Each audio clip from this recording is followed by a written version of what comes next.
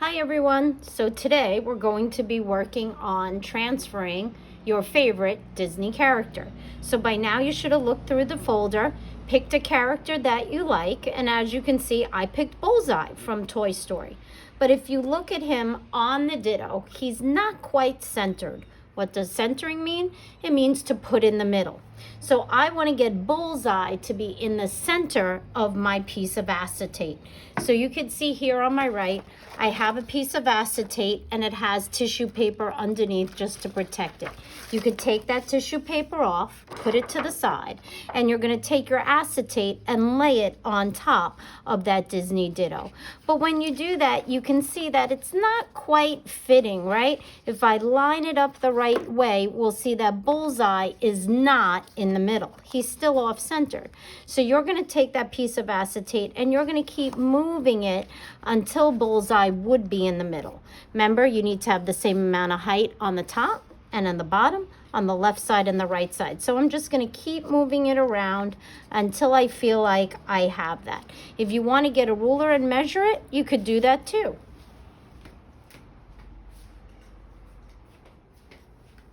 So here I am with my ruler, and I could be a little bit more exact where I see from the edge of the acetate to Bullseye's foot is about 1.5 inches. So the furthest part out is his other foot, and now that looks like on the acetate 1.5 inches. So I'm good to go from left to right. Now what about from top to bottom? So from the top of the acetate to the top of the horseshoe, it looks like it's about almost 1.5 inches. And we look here at the bottom, I'm at 2 inches. So what does that mean? It means I have to go up a little bit. And again, measure, looks like I'm in 1 3/4 inches, 1 3/4 inches. I think I'm good right here. Once I have Bullseye centered on that piece of acetate, I'm gonna take a piece of my blue painter's tape. Painter's tape is great because it's sticky, but not too sticky. And where I have the acetate and some leftover Ditto paper, that's where I put a piece of blue tape. I don't want to fold it over to the back. I want to have it in an area where it can be like a book, just like so.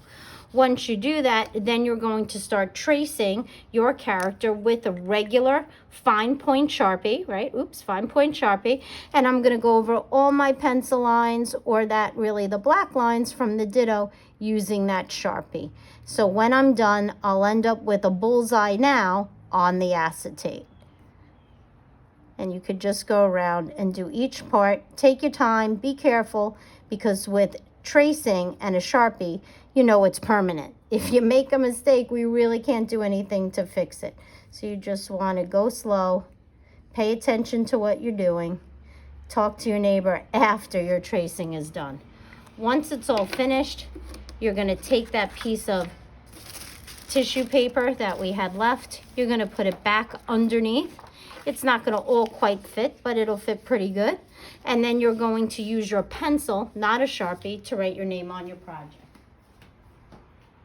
So with my pencil, somewhere here on the Ditto, for me, I'm going to write J. Corson, and then I'm going to write my period number. So whether you're 1A, 3A, 8B, whatever it is, you write it there, and then you're done for today. Have fun centering and tracing.